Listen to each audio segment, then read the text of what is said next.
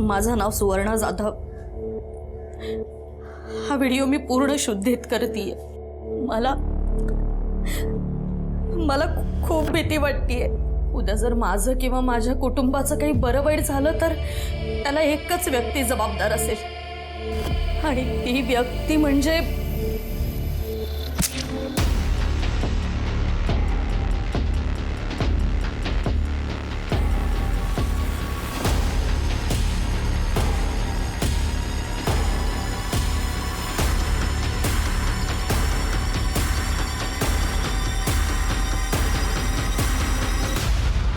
नमस्कार, मी अभिजित खांडकेकर तुम्हा सगळ्यांचं स्वागत करतो क्रिमिनल्स चाहूल गुन्हेगारांची मध्ये। रोजच्या आपल्या जगण्यामध्ये आपण लहान सहान गोष्टी मनामध्ये दाबून ठेवतो।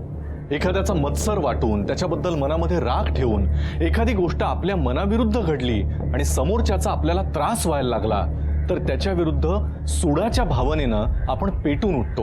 एक ना एक दिवस तुला चांगलाच धडा शिकवेन अशी भावना मनामध्ये प्रबळ होत जाते आणि एकदा का सूड उगवला की मगच माझ्या मनाला शांती मिळेल अशा भंपक कल्पनेवर आपण ज्या क्षणी स्वार होतो त्या क्षणी एका गंभीर गुन्ह्याची पार्श्वभूमी तयार होते। आजची ही केस अशाच सुडाच्या भावनेनं पेटलेल्या काही लोकांची आणि त्यामध्ये होरपळून गेलेल्या एका कुटुंबाची आहे। अरे वा, खूप सुंदर हार आहे ग तुझा। 3-4 तोळ्याचा तर नक्कीच असेल। 3-4-5 तोळ्यांचा आहे। अरे वा, खूप महाग असेल। कितीचा हफ्ता पडला? हफ्त्यावर नाही घेतला काही। माझ्या नवऱ्याने अख्खे कॅश दिलेत 2.5 लाख रुपये। 2.5 लाख? बापरे, खूपच महाग आहे। मी पण आमच्या ह्यांना सांगणार आहे बाबा, येत्या दिवाळीला मला पण असाच हार हवा। हो सांगा ना। कसं आहे ना, आपल्यासारखे लोकांना ही सोन्याची दागिनं घेणं पडतात, शिवाय ती आपल्याला छानही दिसतात। पण काही भिकारी लोकांना ती घेणं परवडत नाही, शिवाय त्यांच्या चेहऱ्यावरच तो भिकारीपणा दिसून येतो। काय करणार, जन्माचेच मेले दरिद्री। ए म्हशे, कुणाला दरिद्री म्हणतेस ग? अगं, तुला कुठे काय बोललं? तू कशाला मला लावून घेतेस? ए शहाणे, जास्त माज दाखवू नकोस हा। ऐका, हिचा नवरा 2 नंबरचा धंदा करतो आणि पैसा मिळवतो आणि ही बया काय करते? दागिने घालते आणि बाजारात मिरवते। तोंड सांभाळून बोला, जास्त शहाणपणा करायचं नाही। तुझ्या नवऱ्याची ऐपत नाही हे सांग ना। आयुष्यभर तुम्ही भिकारीच राहणार। तू मला भिकारी म्हणतेस? तू काय बोलले? जास्त माज दाखवायचं नाही। तुझा एक दिवस माज उतरवला ना तर नावाची सुवर्ण नाही। ए चल निघ। लायकीच तुझी ती आहे, काळं तोंड कर तुझं। नालायक बाईला जन्मभराचा धडा शिकवला नाही तर नावाची सुवर्ण नाही मी। काय झालं?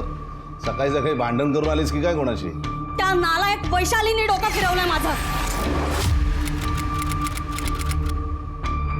एकतर दागिने घालून बाजारात मिरवत होती आणि वरून असं दाखवायचं की बाकी सगळे गरीबच आहेत, आपल्याकडे पैसाच नाहीये। अगं हो, शांत तू बस आधी बस, शांत बस, शांत। मिताली, ए बाळा, हा बाबा। लवकर बाहेर आहे बघू।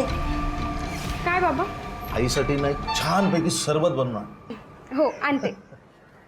थांब मिताली, मला सरबत नकोय।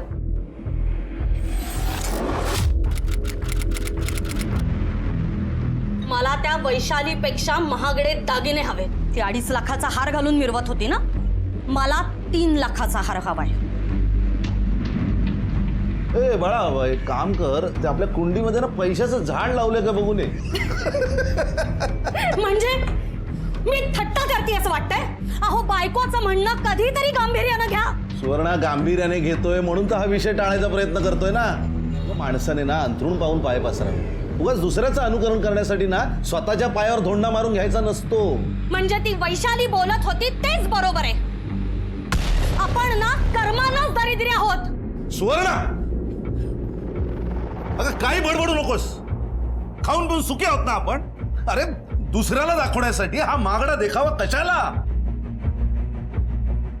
मुलगी मोठी झाली आपली, तिच्या लग्नाचा विचार करायचा सोडून तू कसल्या तुझ्या मागण्या मागत बसलीस? तिला दागिने बनवायचे, तिच्या लग्नाचा खर्च आहे। आयुष्यभर मुलांचाच विचार केला आणि शेवटी काय ही अशी लंकेची पार्वती होऊन राहिली आहे ना. बस एकदम बस. यापुढे हा विषय नको, समजला? करा तुम्ही फक्त बायकोलाच गप्प करा, पण बायकोचं ऐकू काही नका आणि ही अशी तोंडाची वाफ घालवत बसा.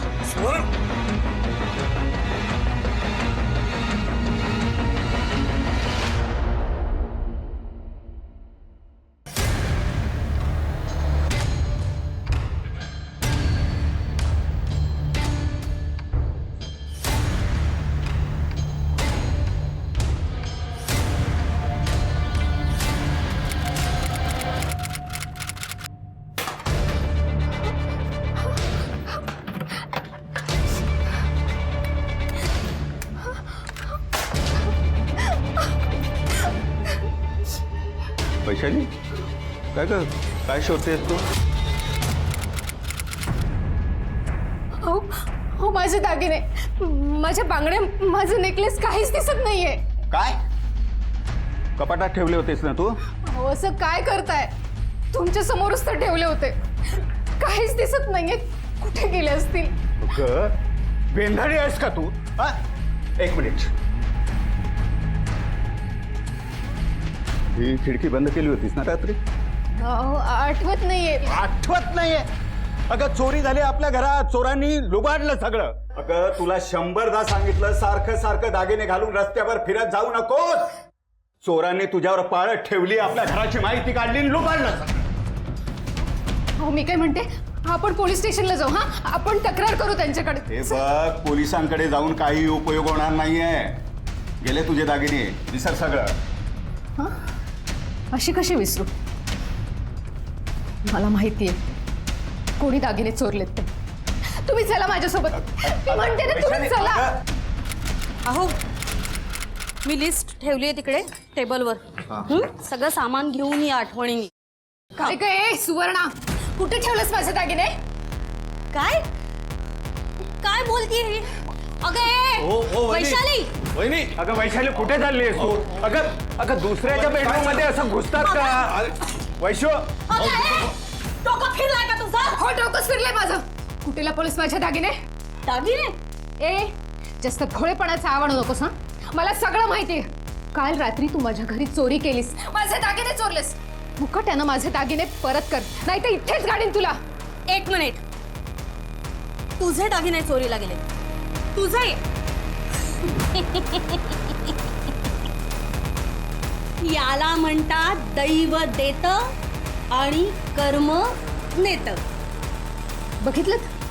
बघितलं तिला किती आनंद झालाय तो. खोटारडी कुठली. हे बघ सुवर्णा, मी पुन्हा एकदा सांगते, माझे दागिने परत कर, नाही तर माझा राग माहित नाही तुला. हिची अवस्था बघून ना मला खूप मजा वाटते. पण तुझे दागिने चोरले नाहीयेत, मी हेच सत्य आहे. खोटं बोलतेस तू.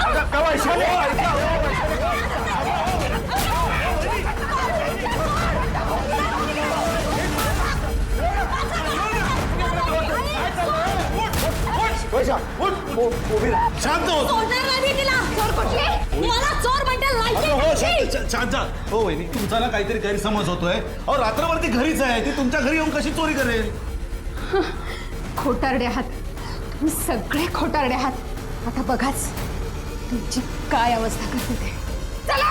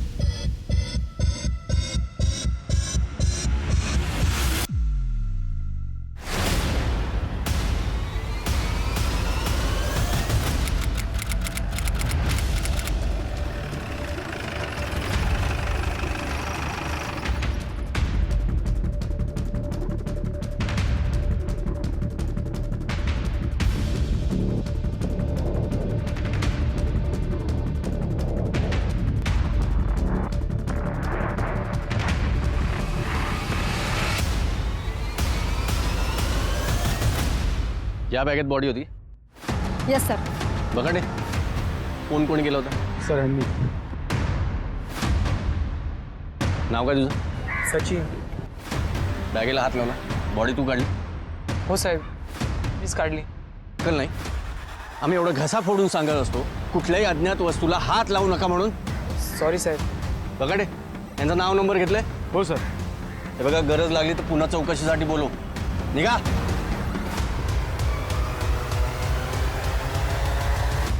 सर बाईचं मुंडकच कापलेलं दिसतंय. अंगावर कसला जखमा नाहीयेत, कसला झटापटीच्या खुणा नाहीयेत. शिंदे जाधव बघा रे आजूबाजूला काही मुंडकं किंवा हत्यार सापडते का बघा.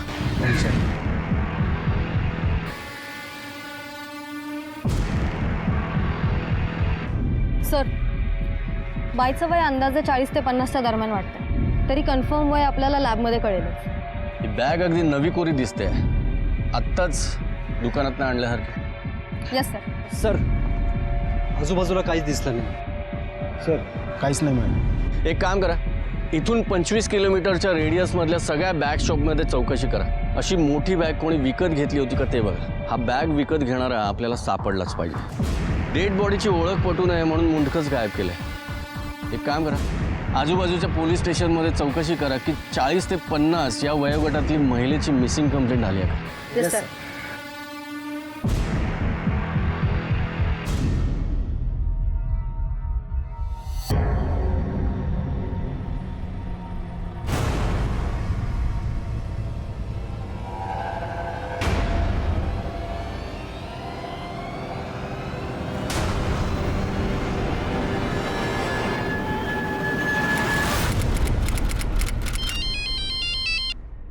हां काय कुठे ठीक आहे आम्ही पोचतो.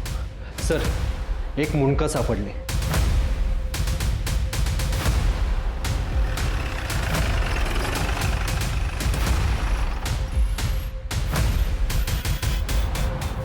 सर आपल्या मिसिंग कंप्लेंटमध्ये एका बाईचा चेहरा त्या बॉडीच्या चेहऱ्याशी मिळतं जुळतं. सर हे बघा सुवर्ण जाधव नाव आहे आणि जांभळे नगरचा पत्ता आहे. या बाईला आपल्याला सर मी दोन्ही क्राईम्स लोकेशनच्या रोडचं CCTV फुटेज कलेक्ट केलं आहे. सर त्यात दिवसभरात हजारो गाड्या जाताना दिसत आहेत. हरकत नाही काम चालूच ठेवा. सगळ्या गाड्यांची माहिती काढा. Okay sir. आणखी एक सुवर्ण जाधव यांची मिसिंग कंप्लेंट ज्याने केली त्यांना बोलून बॉडी आयडेंटिफाय करा. Yes sir.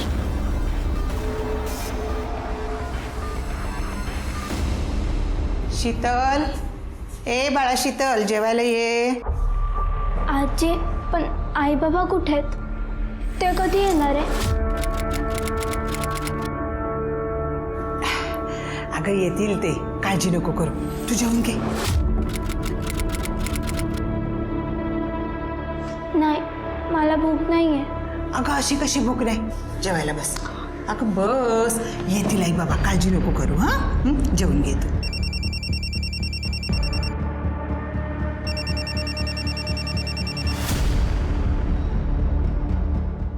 हॅलो मी कमला जाधव बोलते. हो हो हो मीच केली होती.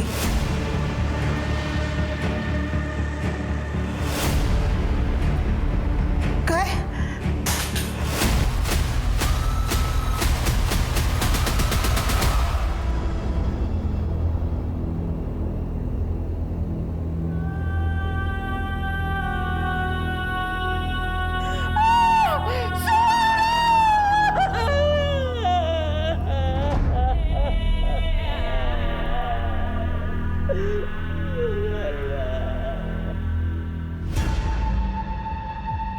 तुम्ही तुमच्या कंप्लेंटमध्ये असं लिहिलंय की तुमचा वाचा शशिकांत, त्यांची बायको सुवर्ण आणि त्यांची मुलगी मिताली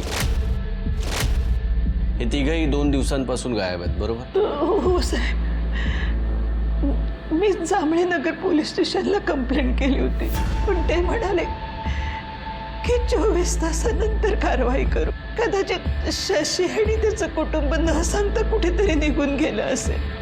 घरी शशीची धाकटी मुलगी शीतल एकटी आहे. तिला मी काय उत्तर देऊ? हे बघा तुमच्या भावना मी समजू शकतो पण आम्हाला सुवर्णाच्या खुन्यासोबत शशिकांत आणि मिताली या दोघांचाही शोध घ्यायचा आहे. त्यासाठी आम्हाला तुमचीच मदत लागणार आहे. मी काय मदत करू तुमची? मी त्या तिघांनाही कॉल केला होता. आधी बेल वाजत होती, आता ते बंद झाली आहे. एक काम करा, शशिकांतच्या घरचा पत्ता द्या. हो साहेब.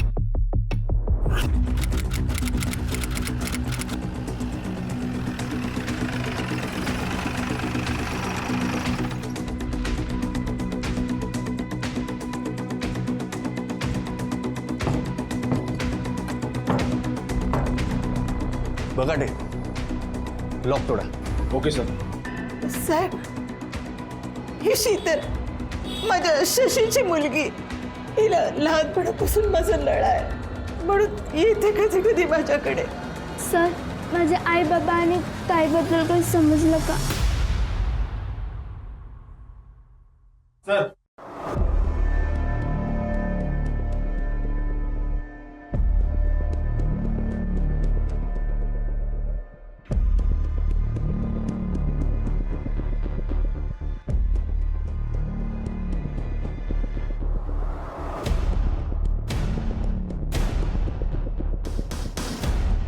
सर ज्या प्रकारे इथे असं रक्त सांडलंय त्याचा अर्थ सुवर्णाचा खून घरातच झालाय. बघा ते कदम, संपूर्ण घर चेक करा, बघा काही सापडतंय का.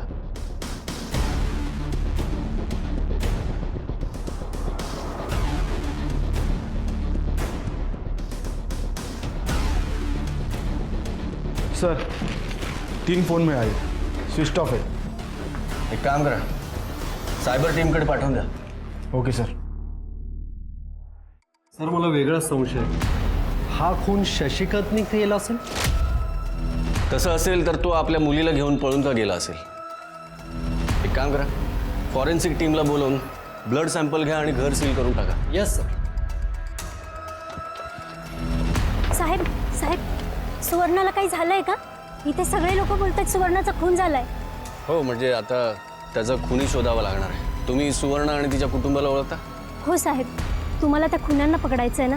मी सांगते सर, सुवर्णाला ना त्या वैशालीनीच मारलं असणार. कोणाही वैशाली? वैशाली माने सर, तिने तिची धमकी खरी करून दाखवली सर. शिंदे, या वैशाली मानेचं नाव आणि नंबर घ्या आणि ताबडतोब तिची चौकशी करा. Yes sir.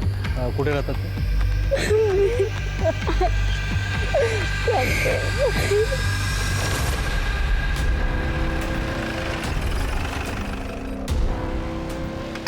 सर दाराला तर कुलूप आहे, पळून गेले की काय?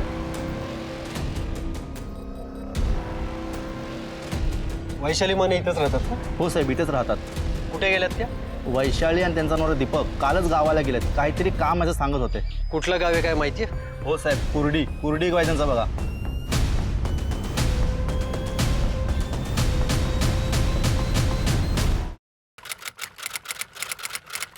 सर सुवर्णाचा PM रिपोर्ट. सर सुवर्णाचा खून 16 मार्चला रात्री 10 ते 12च्या दरम्यान गळ्यावर धारदार शस्त्राचा वार करून करण्यात आला. तरीच त्यांच्या घरात एवढं रक्त सांडलं होतं. सर आणखीन एक गोष्ट, सुवर्णाच्या पोटामध्ये गुंगीचं औषध सापडलं. गुंगीचं औषध प्रिस्क्राईब आहे का? ती घेत असलेलं कुठलं तरी मेडिसिन असेल ना? नाही सर, मेडिकलमध्ये मिळत नाही, बॅन आहे औषध. सर मला वाटतं खुन्याने कुठून तरी मिळवलं असेल. शिंदे, या सुवर्ण जाधवचा खून होतो. तिचा नवरा शशिकांत आणि त्यांची मुलगी मिताली हे दोघेही गायब झालेत. नेमका काय प्रकार घडतोय तेच कळायला मार्ग नाही. त्या दोघांच्याही बाबतीत काही बरं वाईट घडायला नको म्हणजे झालं. सुवर्णाचा कुणीतरी अमानुषपणे खून करून तिच्या मृतदेहाची विटंबना केली होती. आता हे कोणीतरी म्हणजे वैशाली आणि तिचा नवरा दीपक असावेत असा पोलिसांना संशय आहे. पण त्यांचा हा संशय कितपत खरा ठरेल? सुवर्णाचा नवरा आणि मुलगी आत्ता कुठे आहेत? ते सही सलामत असतील की त्यांचीही अवस्था सुवर्णासारखीच झाली असेल? असे मोठे प्रश्न आता पोलिसांसमोर आहेत. गुन्हेगाराला लवकरात लवकर पकडण्यासाठी पोलिसांनी त्यांच्या तपासाचा वेग वाढवला आणि अशातच त्यांच्या हाती एक महत्त्वाचा सुगावा लागला.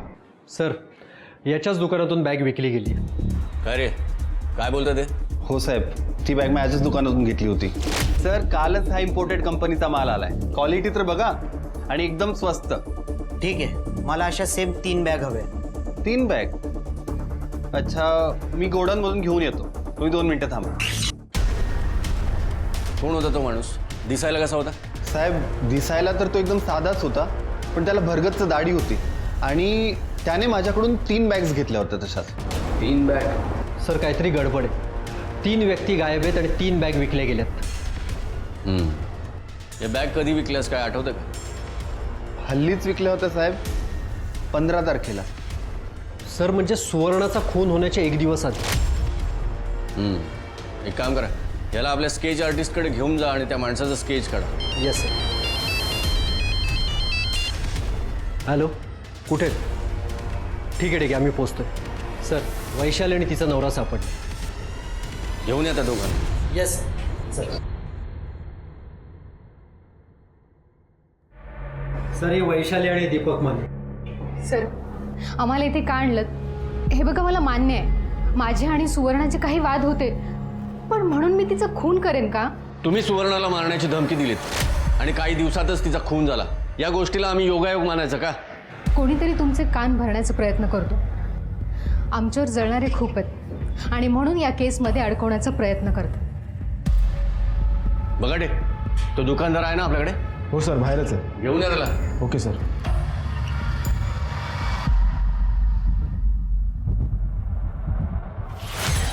नीट बघ याला, आठवतं का काही? साहेब, ज्याने माझ्याकडून बॅग्स घेतल्या होत्या ना, त्याला देखील अशीच दाढी होती. पण तो हाच आहे मी खात्रीने नाही सांगू शकणार. अरे कारण तो मी नाहीच आहे. आम्ही काय राक्षस वाटलो का तुम्हाला? राक्षस वाटलो? साहेब, मला एक गोष्ट आठवली. ज्याने माझ्याकडून बॅग्स घेतल्या होत्या ना, त्याच्या उजव्या हाताला भाजल्याची खून होती. शिंदे? नाही आहे सर. झालं तुमचं समाधान? येऊ मी? ठीक आहे, आता निघा तुम्ही. पण तपास चालू असेपर्यंत हे शहर सोडून कुठेही जायचं नाही. या. शिंदे, नजर ठेवा यांच्यावर, काहीतरी गडबड दिसतंय. Yes sir. एक मिनिट. हां, हॅलो, कुठे? ठीक आहे, कुठेही हात लावू नका, आम्ही पोचतोय. सर, अजून एक बॉडी सापडली. काय? चला.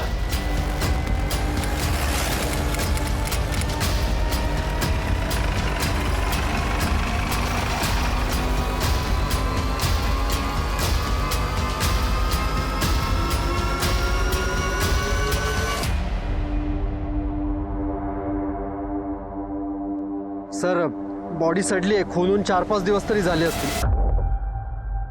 शिंदे, त्या सुवर्णाची डेड बॉडी पण आपल्याला अशाच बॅगेत सापडली होती ना? Yes sir. सर, या माणसाचं पण डोकं गायब आहे. मी आजूबाजूला चौकशी केली, पण काहीच नाही मिळालं. मिळणारच नाही, कारण त्या खुनाचा पॅटर्न आता लक्षात आलाय. सर, ह्याच्या आता तांब्याचं कडे. एक काम करा शिंदे, त्या कमला जाधव यांना बॉडी आयडेंटिफिकेशनसाठी बोलून घ्या. Yes sir. बॉडीची तर ओळख पटण्यासारखी हालत नाही आहे, पण ह्याच्या हातामध्ये हे कडं होतं. शशी, शशी, साहेब, साहेब, इकडं शशीचंच आहे. मी स्वतः त्याला दिलं होतं. साहेब, काय झालं?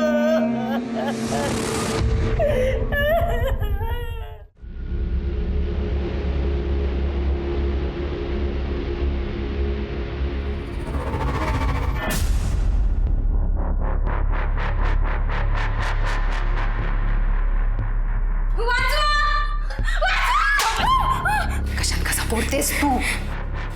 अगं, बाहेर बॉम्बस्फोट जरी झाला ना तरी कुणीही येणार नाहीये, समजलं?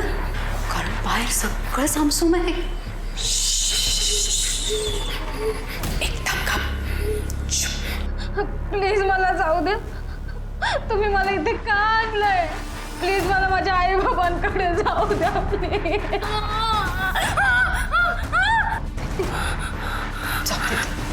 इतकी दुष्ट आहे नाही ना बस थोडासा वेळ ठीक आहे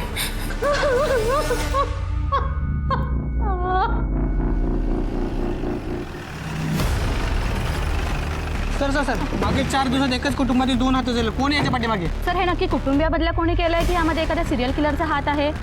हे बघा, आम्ही सध्या तरी कोणताही निष्कर्ष काढू शकत नाही. आमचं इन्व्हेस्टिगेशन सुरू आहे. लवकरात लवकर आम्ही त्या गुन्हेगाराला पकडू. बाजूला. सर सायबर टीमला सुवर्णाच्या मोबाईलमध्ये एक व्हिडिओ सापडला. हा बघ. माझं नाव सुवर्णा जाधव. हा व्हिडिओ मी पूर्ण शुद्धीत करतेय. उद्या जर माझं किंवा माझ्या कुटुंबाचं काही बरं वाईट झालं तर त्याला एकच व्यक्ती जबाबदार असेल आणि ती व्यक्ती म्हणजे विश्वास महाडिक. सैताने तो. आम्हाला खूप भीती वाटते त्याची. उद्या जर आमच्यापैकी कोणाला जरी काही झालं तर त्याला फासावर चढवा. सर हे वेगळंच प्रकरण समोर आलं. हा विश्वास महाडिक कोण आहे? सुवर्ण आणि शशिकांत यांचा खून एकाच प्रकारे केला गेला होता आणि दुसरीकडे मिताली एका भयंकर संकटामध्ये सापडली होती. तिला आपल्या आई वडिलांसोबत काय झालंय याची पुसटशी कल्पना देखील नव्हती. कोण आहेत हे लोक ज्यांनी मितालीला बंदिस्त करून ठेवलंय? त्यांचा नक्की हेतू काय? दुसरीकडे पोलीस टीम अनेक प्रश्नांचा मागोवा घेते. मिताली सुखरूप असेल का, की पोलीस तिच्यापर्यंत पोहोचेपर्यंत तिची ही अवस्था तिच्या आई वडिलांसारखीच होईल? एक मात्र खरं, सुवर्णानं आपल्या मोबाईलमध्ये जो व्हिडिओ रेकॉर्ड करून ठेवला होता त्याच्या आधारे पोलिसांसमोर अनेक रहस्य उलगडली जाणार होती. साहेब, विश्वास महाडिक आणि सुवर्ण यांचा अफेअर सुरू होता. या सुवर्णाला ना श्रीमंतीत राहण्याचा शौक होता. दागदागिने कपडा लत्याची हौस होती. पण माझा बेचारा शशिकांत हे सुख तिला देऊ शकत नव्हता. म्हणून सुवर्णा त्या विश्वास महाडिक बरोबरच तिचं वागणं मला खटकत होतं. पण मी काही बोलले असते तर तमाशा झाला असता. म्हणून मी गप्प बसले. पण असल्या गोष्टी लपून नाही राहत. आणि एक दिवशी शशिकांतला हे सगळं कळलं. स्वतःला प्रतिव्रता म्हणवतेस आणि बाहेर हे धंदे करतेस. कसली निर्लज्ज बाई आहेस तू. माझ्या मित्रांनी सगळं सांगितलंय. तू त्याच्यावर कुठे कुठे फिरतेस ना, सगळं समजलंय मला. आणि काय काय करतेस ना ते पण सांग. सांग काय काय करतेस. सांग काय काय करतेस. काय करतोस? मला उठ. हो जीव घेणार नाही मी. विश्वासघात केला तिने माझ्याशी. विश्वासघात.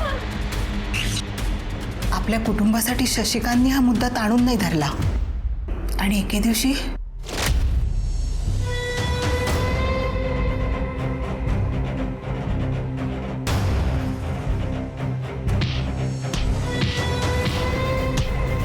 मी माझ्या शशिकांतच्या कुटुंबाची वाताहत बघू शकत नव्हते. आणि त्यातल्या त्यात त्या मितालीने घोळ घालून ठेवला होता. मिताली? हो, तिचं फ्रान्सिस नावाच्या मुलाबरोबर अफेअर सुरू होतं. तू काय मला त्रास द्यायला जन्माला आलेस का? हा, आपल्यासाठी घरातलं एक काम नीट करता येत नाही आणि आता हे उद्योग. कोण आहे फ्रान्सिस? कोण आहे? अहो सोडा तिला. मी ओळखते त्या मुलाला. त्याचं नाव फ्रान्सिस फ्रेडरिक्स. मोठी बेकरी आहे त्याची. भरपूर कमवतो आणि आपल्या पिल्लूला खुश ठेवेल. प्रॉब्लेम काय आहे? छान. तुझ्यासारखंच तिला पैशाच्या मागे धावायला लाव. अरे इथे आपण दुसऱ्या जातीत लग्न करत नाही आणि तू दुसऱ्या धर्माची संबंध तोडायला लागलीस. या सगळ्या जुन्या गोष्टी झाल्या. आत्ताचं जग ना पैशावर चालतं. तिच्या सुखाचा विचार करायला नको का? अरे मग मी तिला काय तिचं आयुष्य मातीत घालवण्यासाठी सांगतोय का? आपल्या जातीत चांगला कमवता धडधाकड मुलगा शोधेन मी. अहो पण बाबा, माझं फ्रान्सिसवर प्रेम आहे. फ्रान्सिसला भेटण्याचा किंवा बोलण्याचा जरी प्रयत्न केलास ना तर जीव घेईन माझा मीच. आणि मग माझ्या चितेसमोर खुशाल लग्न करा. हा? ठीक आहे, चौकशीसाठी आम्ही पुन्हा येऊ. साहेब साहेब माझी एक विनंती आहे तुम्हाला. बोला ना. माझं शशी आणि सुवर्ण तर गेले, पण माझ्या मितालीला माझ्याकडे सुखरूप आणून द्या. हे बघा, तुम्ही आधी शांत व्हा. आमचे तेच प्रयत्न सुरू आहेत. काळजी घ्या.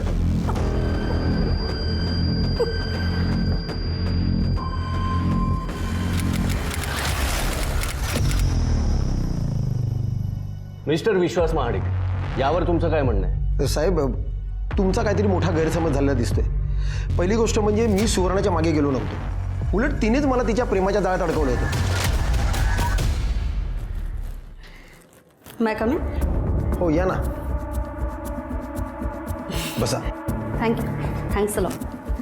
तुमचं माझ्याकडे काही काम होतं का? तुम्ही मला ओळखलेलं दिसत नाहीये. म्हणजे काही महिन्यांपूर्वी तुमच्या कंपनीतर्फे जी टूर ऑर्गनाईज केली होती, only for ladies at Manali, मी गेले होते.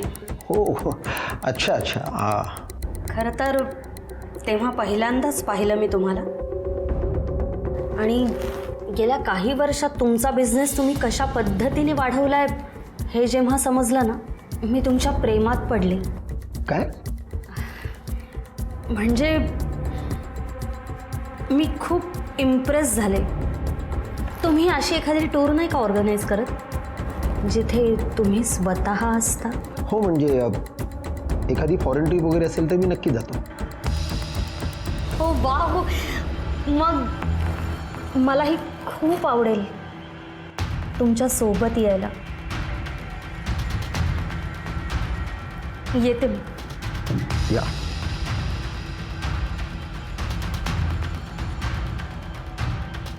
येऊ? या. अरे थांबा.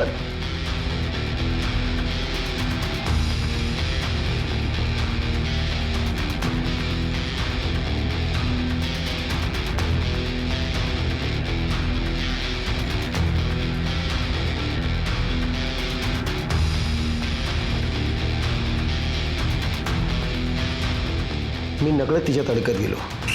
पण साहेब, त्यानंतर सुवर्णाची डिमांड दिवसेंदिवस वाढत राहिल्या. आणि हे सर्व प्रकरण जर माझ्या बायकोला कळलं असतं तर खूप प्रॉब्लेम झाला असता साहेब. मी घाबरलो. माझा संसार, माझं लग्न वाचवण्यासाठी मग मी हे नातं तोडून दिलं. कदाचित या सर्व प्रकरणाचा बदला घेण्यासाठी हा व्हिडिओ बनवला असेल साहेब.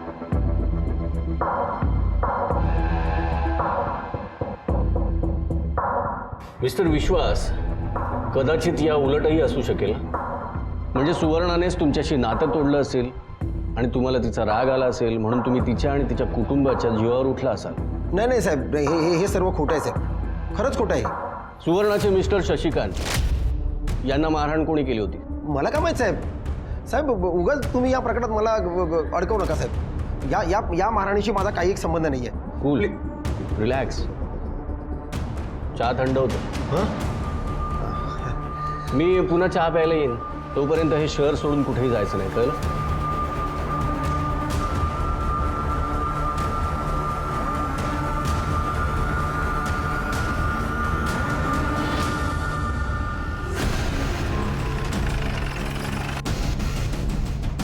येस. फ्रान्सिस पेट्रिक्स इथेच राहतात का? हां, मी त्याची मदर. बोलवा त्याला. फ्रान्सिस बरेच दिवस घरी आलाच नाही. म्हणजे कुठे गेलाय? तो त्याच्या मित्राबरोबर पिकनिकला जातोय म्हणाला. असा हुंदडत असतो नुसता, आणि त्याचा फोन पण बंद लागतोय. तुमचं काय काम होतं त्याच्याकडे? सांगतो, आधी आम्हाला त्याचे डिटेल्स दे. हां, देते. एक काम करा बघा, त्या लोकेशनवर जाऊन पुन्हा एकदा चौकशी करा. Okay sir. सर, शशिकांतचा PM रिपोर्ट. सर, शशिकांतचा खून सुद्धा 16 मार्चला रात्री 10 ते 12च्या दरम्यान गळ्यावर वार करूनच करण्यात आला. म्हणजे सुवर्णासारखं? हो सर.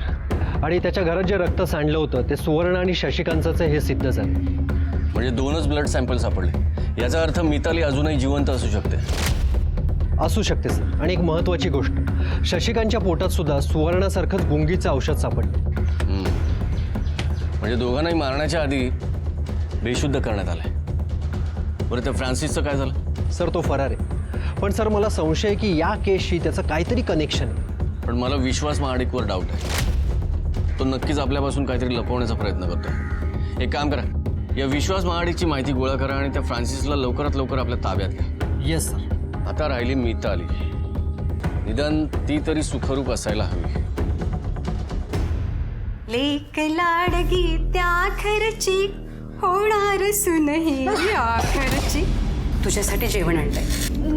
नाही नाही, नकोय मला. जेवण घे. नकोय मला. म्हटलं ना.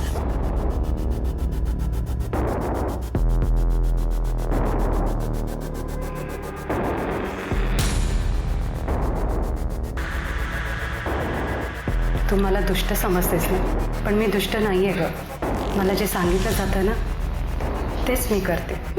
कोणी कोणी सांगितलं तुम्हाला? तू ओळखतेस त्यांना? कोण? हे बघ, आता तुझं लवकरच लग्न होणार आहे. अगं तुझा होणारा नवरदेव तुझी वाट बघतोय बाहेर. मी तुमच्या पाया पडते, प्लीज मला माझ्या आई बाबांकडे जाऊ द्या प्लीज. आता तुझ्यासोबत जे घडणार आहे ते तू स्वप्नात सुद्धा विचार केला नसशील.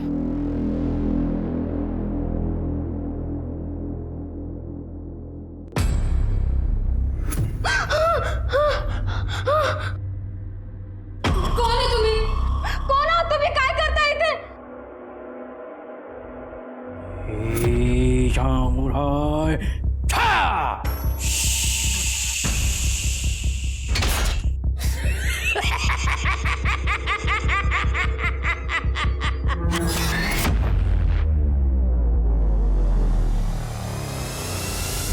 आपल्या कुटुंबाला गमावून बसलेली मिताली काही राक्षसी वृत्तीच्या लोकांच्या तावडीत सापडली होती. कोण आहेत हे लोक? या लोकांचा सुवर्ण आणि शशिकांतच्या हत्येशी काही संबंध असेल का? की कोणी तिसरीच व्यक्ती हे सगळं कारस्थान घडवून आणतंय? पोलीस मितालीपर्यंत वेळेत पोहोचू शकतील का? सुवर्णाचे विवाहबाह्य संबंध, तिचा वैशालीशी असलेला वाद, की मितालीचं प्रेम प्रकरण, यातली कुठलीही गोष्ट एक कुटुंब उद्ध्वस्त करायला कारणीभूत ठरली असेल. एक मात्र खरं, या केसमध्ये आणखीन थरारक वळणं येणार होती. अत्यंत विचित्र आणि भयानक गोष्टी घडणार होत्या. पण याचा शेवट नक्की काय होणार? सूत्रधार नक्की कोण असेल आणि काय असेल त्याचा हेतू? प्रश्न अनेक आहेत, पण या प्रश्नांची उकल तुम्ही सुद्धा करणार आहात पोलिसांसोबत उद्याच्या भागात. मी अभिजित खांडकेकर आजच्या भागामध्ये तुमची रजा घेतो. पुन्हा भेटूया उद्याच्या भागामध्ये याच प्रश्नांची उकल करायला. पण तोपर्यंत तुमची आणि तुमच्या कुटुंबियांची काळजी घ्या. धोका अजूनही टळलेला नाहीये, त्यामुळे मास्क आणि सॅनिटायझरचा वापर नक्की करा. पुन्हा भेटूया उद्याच्या भागात. पाहत रहा क्रिमिनल्स, चाहूल गुन्हेगारांची. जय हिंद, जय महाराष्ट्र.